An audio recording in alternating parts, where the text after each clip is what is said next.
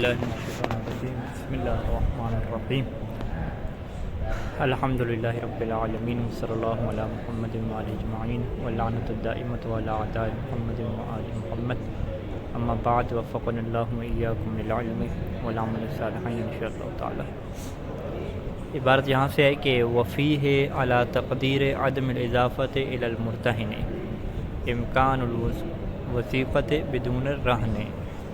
وفی ہے یعنی وفی تعریف، رہن کی تعریف جو ہے وہ شہید اول نے یہ فرمائی تھی کہ ہوا وثیقۃ للدین، تو وہاں پہ کہا تھا کہ دو نسخے ہیں ہمارے پاس، ایک جو نسخہ ہے اس میں اس کو مضاف کیا گیا ہے مرتہن کی طرف، لیکن اس کے اوپر دور کا اشکال آتا ہے اور پھر اس کا کیا دیا، جواب دیا۔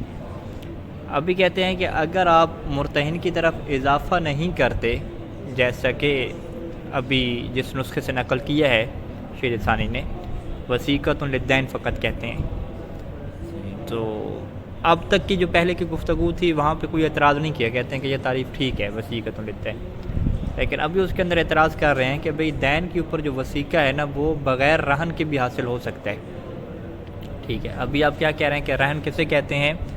جو آپ دین کے اوپر وثیقہ حاصل کرتے ہیں، ایسی چیز کہ جس کی وجہ سے اطمینان ہو جاتا ہے، تو دین کے اوپر آپ وثیقہ حاصل کر لیں لیکن اسے جو ہے وہ رہن نہیں کہا جائے، یہ ممکن ہے، ٹھیک ہے۔ وہ کیسے ممکن ہے کہ آپ نے جو ہے وہ اس سے رہن نہ لیا ہو، کوئی اس کی جو ہے وہ امانت آپ کے پاس موجود ہو، ٹھیک ہے، کس کی امانت موجود ہو؟ جو آپ سے قرضہ لے رہا ہے، مقترض کی کوئی ودیعہ اور امانت اس کے پاس موجود ہو، کس کے پاس جی؟ مقرض کے پاس، اور مقرض وہ امانت پکی کر لے کہ بھئی آپ قرضہ واپس کرو گے تو واپس ملے گی، ٹھیک ہے، تو اسے کیا کہتے ہیں؟ اسے آپ وثیقہ کہیں گے کہ وہ امانت کو اپنے پاس کیوں رکھنا چاہ رہا ہے، تاکہ اس کا اطمینان رہے کہ وہ قرضہ کیا واپس کرے گا، لیکن اس ودیعہ کو جو ہے وہ رہن نہیں کہا جائے گا، کیونکہ انہوں نے تو امانت دی تھی، رہن کے طور پہ تو نہیں دی تھی، تو لہٰذا جو تعریف ہے ان کی کہ ہوا وثیقۃ للدین، یہ تعریف پوری کی پوری فٹ بیٹھ جائے گی کس کے اوپر؟ اس امانت کے اوپر، لیکن اس امانت کو رہن نہیں کہا جائے گا۔ تو پس تعریف کے اوپر کیا اشکال لازم آ جائے گا کہ اگر آپ مرتہن کی طرف اضافہ نہیں کرتے تو یہ نہیں سمجھ آئے گی کہ مرتہن وہ وثیقہ لے رہا ہے بطور رہن کے، یا جو ہے وہ مرتہن کے علاوہ ویسے جو انہوں نے کوئی امانت لی ہوئی تھی، تو لہٰذا تعریف کے اندر اگر مرتہن کا لفظ لگاتے ہیں تو ٹھیک ہے دور لازم آئے گا، لیکن اس سے یہ والا اشکال پھر کیا ہو جائے گا؟ ختم ہو جائے گا کہ پھر وہ امانت کو آپ جو ہے وہ کسی کی جو امانت ہے اس کو آپ رہن نہیں کہہ سکیں گے، وثیقہ کہیں گے، رہن نہیں کہہ سکیں گے، کیونکہ مرتہن آپ کہیں گے نا پھر کہ وہ وثیقہ جو مرتہن لیتا ہے، مرتہن کیسے کہتے ہیں؟ جو رہن لیتا ہے، ٹھیک ہے۔ تو لہٰذا جو ہے وہ ایک صورت و شہید ثانی نے یہ بیان فرمائی کہ بھئی اگر کسی کے پاس کوئی ودیعہ ہو، امانت کسی نے رکھوائی ہوئی ہو، تو اسی امانت کو وہ بطور وثیقہ کے رکھ سکتا ہے اور اس کو رہن نہیں کہا جائے گا۔ دوسری مثال عاریہ کی رکھوائی، عاریہ جن کوئی کسی کو استعمال کرنے کے لیے چیز دیتا ہے کہ آپ مجھے برتن دیں استعمال کر کے یا واپس کر دیں گے، ٹھیک ہے، کوئی آلات لے لیے، تو وہ اب جو عاریہ ہے اس کو بھی وہ وثیقہ کے طور پہ رکھ سکتا ہے۔ یا ایک اور انہوں نے بات کی کہ مطلق وضع الید، مطلق وضع الید کیا مطلب؟ کہ اس کے مال کو کیا ہے لے لے، ٹھیک ہے، اس کا کوئی مال ہے وہ اٹھا لے، وہ نہ عاریہ کے طور پہ ہو نہ امانت کے طور پہ، بس ایسے اٹھا لے اور وہ کہے کہ ہاں بھئی قرضہ واپس ہوگا تو یہ مال کیا واپس ملے گا، تو اس کو بھی کیا کہیں گے؟ وثیقہ ہی کہیں گے، لیکن یہ کیا رہن نہیں ہے۔ یعنی عبارت کے اوپر آ جائیں کہ وفی ہے، یعنی اس تعریف میں علی تقدیر عدم الاضافۃ الی المرتہن، اگر آپ اسے مرتہن کی طرف اضافہ نہیں کرتے اور ویسے ہی تعریف رکھتے ہیں جیسا یہاں پہ موجود ہے، تو وفی اس کے اوپر کیا لازم آئے گا کہ امکان الوثیقۃ، کہ وثیقہ تو ممکن ہو جائے گا لیکن بدون رہن کی حیثیت کے نہیں کرے گا، تو لہٰذا تعریف کیا ہے؟ جامع افراد نہیں ہوگی نا، ٹھیک ہے، کہ اسے کیا کہتے ہیں کہ اپنے تمام نہیں، معذرت، اسے کیا کہتے ہیں؟ مانع از اغیار نہیں ہوگی، یعنی وثیقہ ہوگا لیکن وہ فقط رہن کو شامل نہیں ہوگا بلکہ اس میں غیر رہن بھی آ جائے گا، لہذا تعریف جو ہے وہ مانع از اغیار نہیں ہوگی۔ بل بالودیعۃ، یعنی امکان الوثیقۃ بدون الرہن، بل بالودیعۃ، یعنی امکان الوثیقۃ بالودیعۃ، کہ وثیقہ ہو سکتا ہے کسی کی امانت کے ساتھ اور عاریہ کے ساتھ، اور کس کے ساتھ؟ وہ مطلق وضع الید، مطلق کیا مطلب؟ نہ ہی ودیعہ ہو نہ عاریہ ہو، بس کسی کے مال کو قبضے میں لے لینا.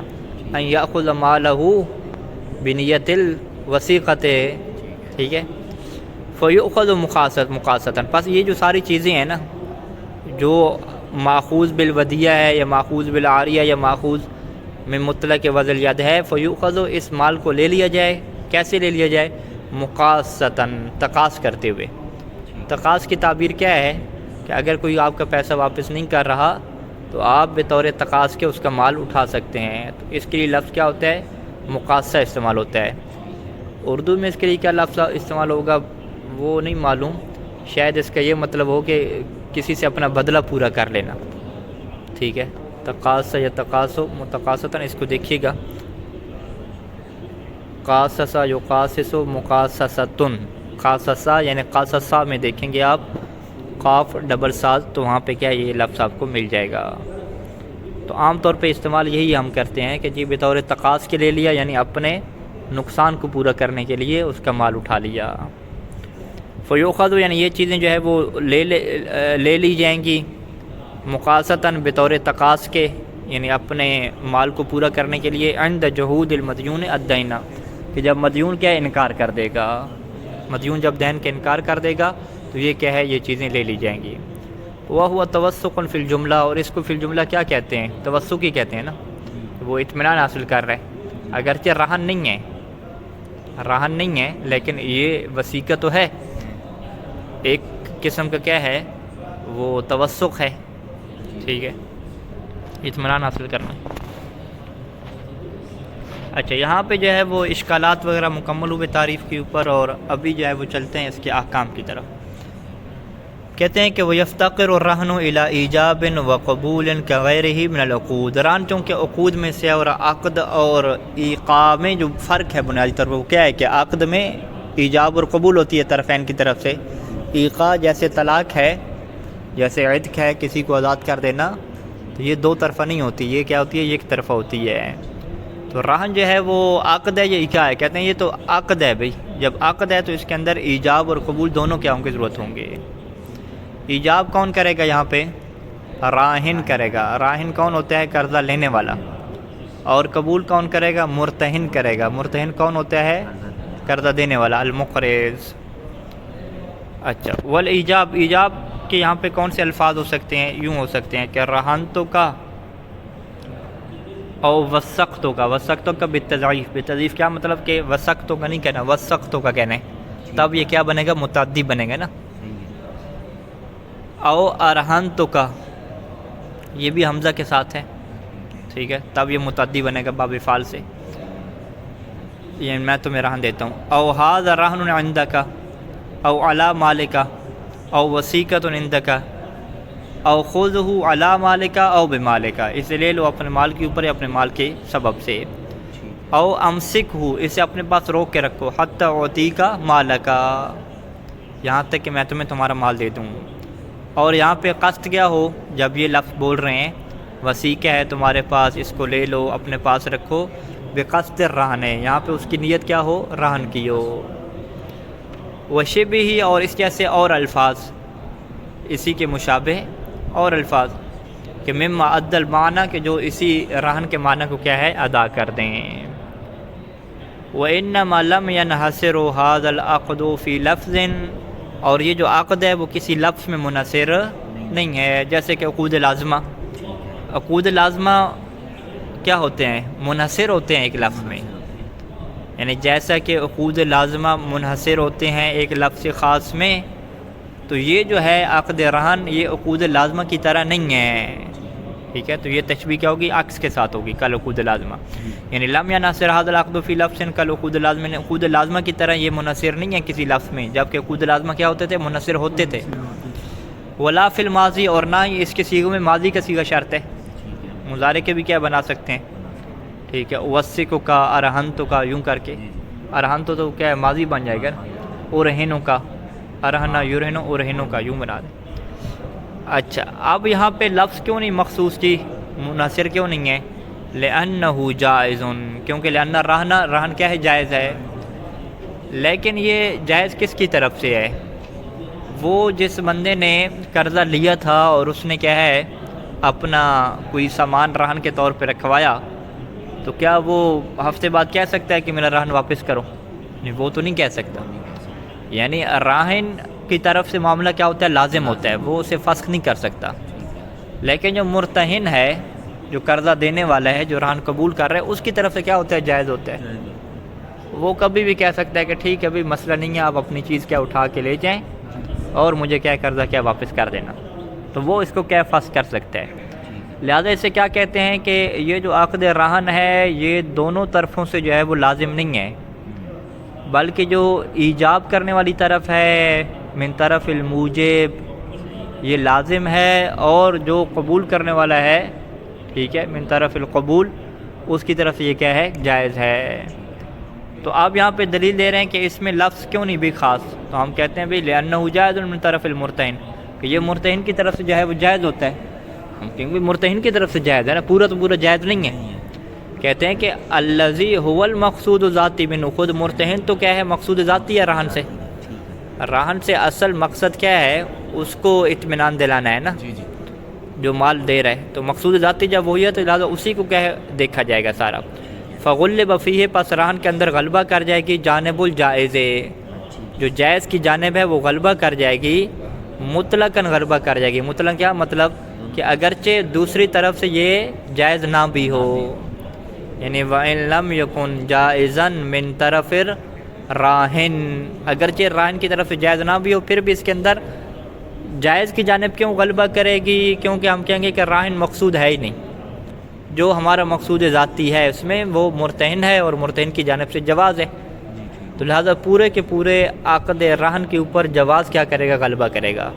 ٹھیک ہے. اچھا، اس کو آپ ایک اور طریقے سے جو ہے وہ بیان کر سکتے ہیں. وہ آپ کہیں گے کہ یہاں پہ جو ہے وہ لأنہ جائز، انہوں نے کیا کہا؟ رہن جائز ہے. تو یہاں پہ ایک اشکال آتا ہے، اشکال مقدر، کہ بھئی یہ آپ کیسے جائز کہہ رہے ہیں جبکہ یہ راہن کی طرف سے لازم ہوتا ہے اور مرتہن کی طرف سے جائز ہوتا ہے. تو ان دو طرفوں میں سے جو طرف جواز ہے اس کو آپ نے ترجیح کیوں دی ہے؟ پورے کے پورے رہن کو جائز کہنا آپ کا ترجیح بلا مرجح ہے. ٹھیک ہے، آپ کے پاس کیا مرجح ہے کہ آپ جو ہے وہ جواز والی سائڈ کو فوکس کر رہے ہیں اور کہہ رہے ہیں کہ پورا رہن کیا ہو گیا؟ جائز ہو گیا، جبکہ آپ جو ہے وہ لازم والی سائڈ کو فوکس کرتے. آپ کہتے ہیں کہ پورا کے پورا عقد کیا ہو گیا؟ لازم ہو گیا. لہٰذا طرف جواز کو مقدم کیا جائے گا یا طرف لزوم کو مقدم کیا جائے گا؟ ما هو الدلیل علی ترجیح احدہما علی الآخر، یہ سوال ہو جائے گا. تو پھر وجہ ترجیح کیا بیان کریں گے؟ وجہ ترجیح بیان کریں گے کہ مرتہن کیا ہوتا ہے؟ مقصود ذاتی ہوتا ہے، کیونکہ مرتہن کو ضرورت ہے کس کی؟ وثیقہ کی، اور اپنے مال کو محفوظ بنانے کی. وہ راہن تو مال لے کے چلا گیا نا، وہ تو لاکھوں لے کے اس سے چلا گیا، وہ بیچارہ کیا کرے؟ اسے اطمینان چاہیے نا کہ میرا مال جو ہے وہ واپس آئے گا دوبارہ. تو لہٰذا مرتہن کیا ہے؟ مقصود ہے کہ اس کو آپ اطمینان دیں. جب وہی مقصود ہے تو لہٰذا اسی کی جو سائڈ بنتی ہے نا جواز والی، وہی آپ کے اوپر کیا رہے گی؟ غالب رہے گی. تو لہٰذا یہ ترجیح بلا مرجح نہیں ہے. ٹھیک ہے. تو اسے کیا کہا جاتا ہے کہ یہاں پہ ترجیح بلا مرجح کے اشکال کو ختم کرنے کے لیے لأنہ جائز من طرف المرتہن سے سارا جو ہے وہ جواب دیا گیا ہے. اچھا، وجوزہ المصنف فی الدروس، اور مصنف نے کتاب اپنی دروس میں اسے جائز قرار دیا ہے بغیر عربی کے. بغیر عربی کی جائز قرار دینے کا مطلب یہ ہے کہ یہ عقد جائز ہے، کیونکہ لازم میں شہید ثانی کا یہ قانون چل رہا ہے کہ لازم میں کیا ہوتی ہے؟ عربی ہوتی ہے اور مخصوص صیغہ ہوتا ہے، لیکن جو جائز عقد ہیں اس میں یہ شرط نہیں ہوتی. وفاقاً للتذکرۃ، اور یہ جو ان کی بات ہے یہ مطابق ہے تذکرہ کتاب کے. ٹھیک ہے جی. اچھا، وتکفی الاشارۃ فی الاخرس، اشارہ کیا کافی ہے؟ یہ کافی نہیں ہے اس میں. کہتے ہیں کہ اگر تو بندہ اخرس ہے، من لا یقدر علی النطق، جو بولنے کے اوپر قدرت نہیں رکھتا، اس کی طرف سے جو ہے اشارہ کافی ہے. وَإِنْ كَانَ عَارِضًا، اگرچہ وہ اخرس کیا ہے؟ عارضاً ہے. ٹھیک ہے، ابھی کیا ہے؟ اخرس ہے، بعد میں ٹھیک ہو جائے گا. ٹھیک ہے، یا جو ہے وہ من تولد اخرس نہیں تھا، ابھی کسی وجہ سے کیا ہے؟ اخرس بن گیا ہے. تو اگرچہ وہ ابھی اخرس جو ہے وہ عارضی طور پہ ہے، دائمی نہیں ہے. ٹھیک ہے، یا اخرس اس کو ابھی لاحق ہوا ہے، ولادت سے نہیں ہے، تو پھر بھی کیا اشارہ وہاں پہ کافی ہے. اول کتابت معہا، یا اشارہ کے ساتھ کیا کیا ہو جائے؟ کتابت بھی ہو جائے، لکھ بھی دے. ٹھیک ہے جی. اے مال اشارہ، یعنی اشارہ کے ساتھ. ایسی کتابت کہ بما یدل علی قصدہ، یعنی الکتابت بما، ایسی چیز کو لکھنا کہ جو علی قصدہ، قصد رہن کے اوپر کیا کرے، دلالت کرے، لا بمجرد الکتابت، فقط کیا کتابت نہ ہو بلکہ اس کتابت کے ساتھ کیا ہے، قصد رہن بھی ہو، کیونکہ ویسے جو لکھنا ہے وہ تو انسان جو ہے نا اپنی لکھائی کو خوبصورت بنانے کے لیے لکھ سکتا ہے، ٹھیک ہے، لامکان العبث ہے، کیونکہ کھیل کود، عبث کیا ہے، کھیل کود کہتے ہیں نا، کیونکہ کھیل کود ممکن ہے، اور ارادت امر آخر، یا کھیل کود کے علاوہ کوئی اور مقصد ہو رہن کے علاوہ، امر آخر کیا مطلب، یعنی غیر امر رہن ہے، رہن کے علاوہ کوئی اور امر کا ارادہ ہو، یہ ممکن ہے، ٹھیک ہے جی، کہاں پہ ممکن ہے، کتابت سے کیا ممکن ہے، لہذا کتابت کے اندر یہ شرط رہے گی کہ اس کا قصد بھی کیا ہونا چاہیے، رہن کا ہونا چاہیے۔ تو یہ ایجاب کس کی طرف سے ہوگا جی، راہن کی طرف سے ہوگا۔ مرتہن کیا کہے گا، قبل تو کہے گا، فیقول المرتہن قبل تو وشبہ، شبہ کیا مطلب، یعنی من الالفاظ، وہ الفاظ کے عدالت علی الرضا بالایجاب، کہ جو دلالت کرتے ہیں کہ وہ ایجاب کے اوپر راضی ہے، نام بھی کہہ سکتے ہیں، رضی تو بھی کہہ سکتے ہیں۔ وفی اعتبار المضی والمطابقہ، اب یہاں پہ سوال ہے کہ بھئی راہن کی نسبت سے تو آپ نے کیا کہا کہ بھئی عربی بھی ضروری نہیں ہے، ماضی کا صیغہ ہونا بھی ضروری نہیں ہے، مخصوص لفظ بھی ہونا ضروری نہیں ہے، کیوں؟ کیونکہ جو غلبہ جواز ہے، اور کیونکہ جو عقد کے جائز ہونا ہے نا، اس کو آپ نے کیا دے دیا، غلبہ دے دیا، جو مرتہن کی طرف سے جائز تھا اس کو آپ نے غلبہ دے دیا، اور جب راہن کی بات ہے، یہ راہن کی طرف سے تو لازم تھا، لیکن اس کے اوپر بھی کیا ہے، جواز کی غلبہ رکھا آپ نے۔ تو اب مرتہن کے بارے میں آپ کیا کہیں گے، مثلا کہیں گے مرتہن میں تو بدرجہ اولیٰ ہم یہ بات کہیں گے، وہاں پہ راہن کی نسبت سے عقد لازم تھا، پھر بھی ہم نے وہاں پہ جواز والے احکام جاری کیے، اور مرتہن کی طرف کو کیا دے دیا، غلبہ اس کے اوپر دے دیا، جبکہ یہاں تو ہے ہی بات مرتہن کی، یہاں تو ہے ہی جائز، تو یہاں پہ اولیٰ ہے، بدرجہ اولیٰ ہے کہ یہاں پہ آپ کیا کہیں جی، کہ الفاظ عقد کے اندر ماضی اور مطابقت وغیرہ شرط نہیں ہے۔ وفی اعتبار المضی، ماضی کا صیغہ معتبر ہونے میں، والمطابقت، اور مطابقت ہو کس میں، ایجاب اور قبول میں، ایجاب اگر اس نے ایک صیغے سے کیا ہے تو اسی کے مطابق کیا ہے، قبلت الرہن کہے، قبلت الوثیقۃ کہے، جیسے وہ کہے، یا اقبل کہے، کہتے ہیں وجہ، دو وجہ ہیں اس میں، آیا مطابقت معتبر ہے یا مطابقت معتبر نہیں ہے۔ والاولیٰ بالجواز ہونا، اور یہاں پہ تو کیا ہے، اولیٰ ہے، اولیٰ کیا مطلب ہے،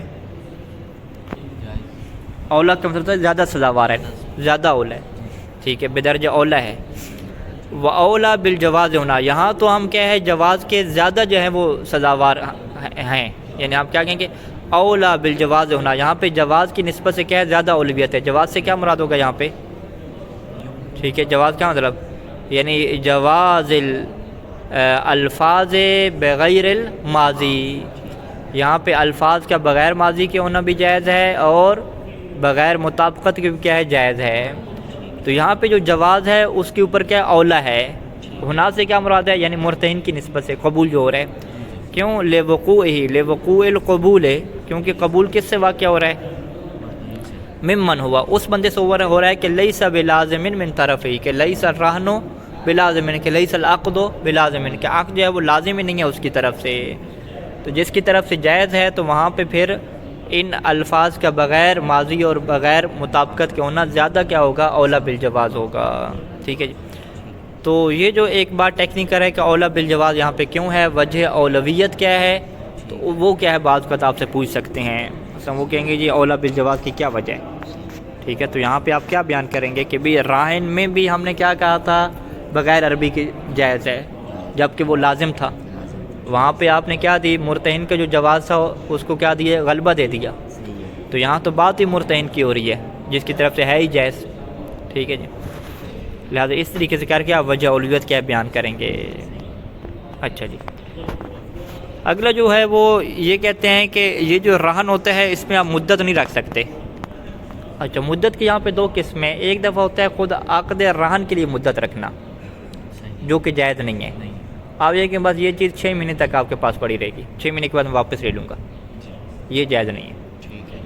ہاں، ایک اور مدت ہوتی ہے کہ وہ یوں مدت رکھے کہ میں آپ کو جو ہے نا اگر 6 مہینے تک قرضہ ادا نہ کروں تو پھر آپ کیا اس چیز کو آپ بیچ دیں اور اپنے پاس رکھ لیں، تو یہاں پہ رہن کی اس نے مدت نہیں رکھی عقد رہن کی، بلکہ رہن میں تصرف کی کیا رکھی، مدت رکھی، کہ آپ میری چیز کے اندر تصرف کب کریں گے، کب اسے بیچیں گے اور اپنے پیسہ پورا کریں گے، اس کی وہ مدت رکھتے کہ بعد ستت اشہر آپ کے پاس اختیار ہے کہ آپ اس چیز کو بیچیں اور اپنا پیسہ پورا کریں.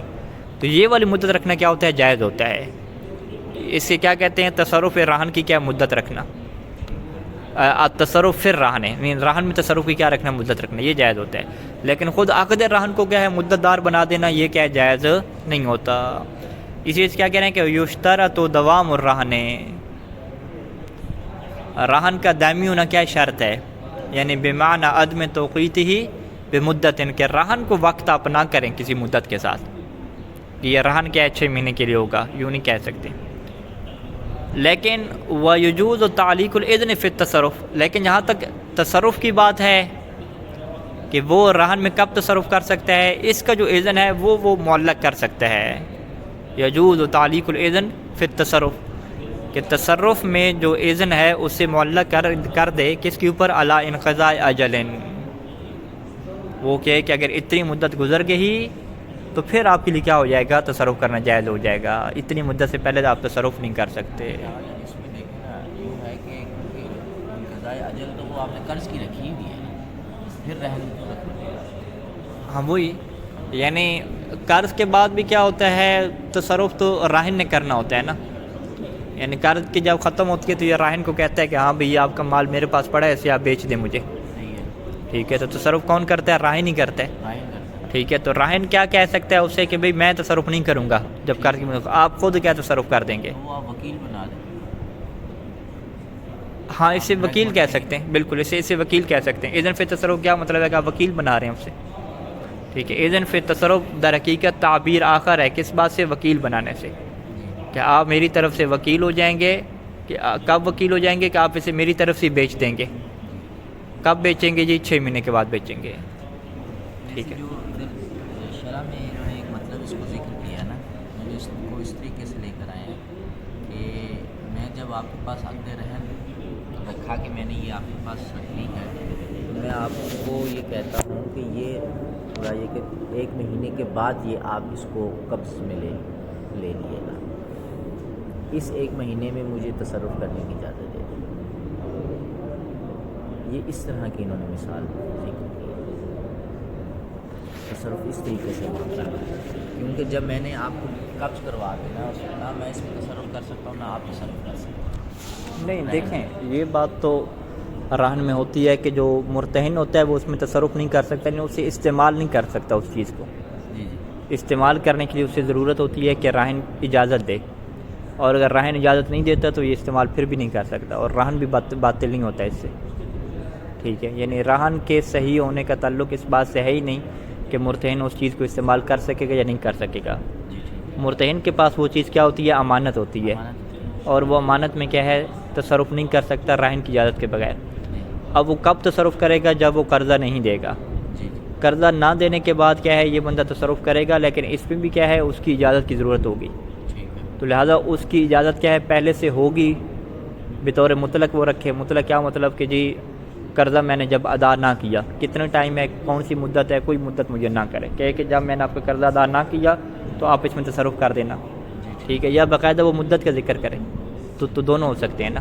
جی جی، تو لہٰذا یوں ہم نہیں اسے کہتے کہ قبض تو ہوتی ہے آگے، بلکہ شہید اول کا یہ نظریہ ہے کہ رہن میں تو جب تک آپ اگلے کو چیز دیں گے نہیں اس کے ہاتھ میں، یہ رہن ہوگی نہیں. ہوگی. ٹھیک ہے، تو رہن قبض کے بعد ہو جائے گا، وہ چیز امانت بن جائے گی، تصرف کرنا حرام ہے.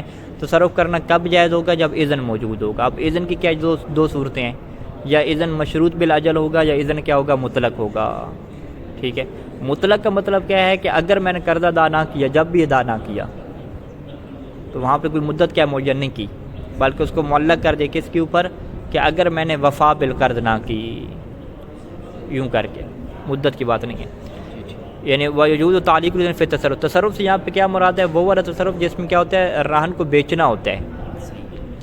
یعنی رہن کہہ رہے ہیں وہ جو چیز ہے مرہون پہ ہی، اس مرہون کو کیا ہے، بیچنا ہے، اس سے کیا اپنے پیسے پورے کرنا ہے، وہ والا تصرف ہے. وہ والا تصرف مراد نہیں ہے کہ فقط اسے استعمال کرنا ہے، بس گھر ہے تو اس میں رہ جانا ہے، کوئی چیز جانور وغیرہ ہے تو اس کے اوپر سواری کر دینی ہے. ٹھیک ہے، یہ والا تصرف مراد نہیں ہے. اچھا، اذن جو اذن ہے تصرف میں، وہ جائز ہے کہ اس سے معلق کریں علی انقضاء اجل، کہ اتنی مدت کے بعد آپ اس میں تصرف کر سکتے ہیں. کون سا تصرف؟ بیچنے والا، ٹھیک ہے، اور اپنے پیسے پورے کرنے والا. یا وہ اطلاق ہو، یعنی وہ یجوز اطلاق الاذن، یا اذن کو کیا رکھیں؟ مطلق رکھیں، مدت اس کی نہ رکھیں. بس مطلق کیسے رکھیں گے کہ اگر میں نے قرضہ ادا نہ کیا تو آپ اس رہن میں کیا کریں گے؟ تصرف کریں گے. کتنی مدت کے بعد؟ مدت نہیں رکھی یہاں پہ، ٹھیک ہے جی.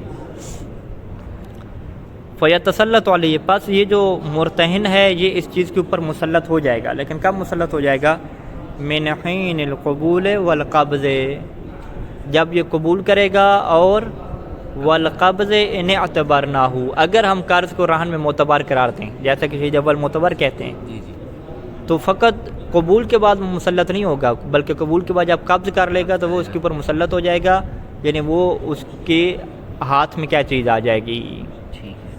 اب جو ہے وہ اس کے اندر جو ہے وہ تصرف کر سکتا ہے یا نہیں کر سکتا؟ تصرف نہیں کر سکتا، کیونکہ یہ کیا امانت ہے. اگر کرنا چاہ رہا ہے تو راہن کی اجازت کیا ضروری ہے؟ وہ اجازت دے تو ٹھیک، نہ دے تو پھر بھی کیا تصرف نہیں کر سکتا. ہاں، ایک اور تصرف ہے کہ اس نے اس کو بیچ کے اپنے پیسے پورے کرنا ہے. وہ کب کرے گا؟ وہ ہم کیا کریں گے کہ بھئی رہن کا مطلب ہی کیا ہے کہ جب وہ قرض ادا نہیں کرے گا تو آپ کیا تصرف کر سکتے ہیں. وہ کیا اس کی کوئی مدت ہے کب ادا کرے گا؟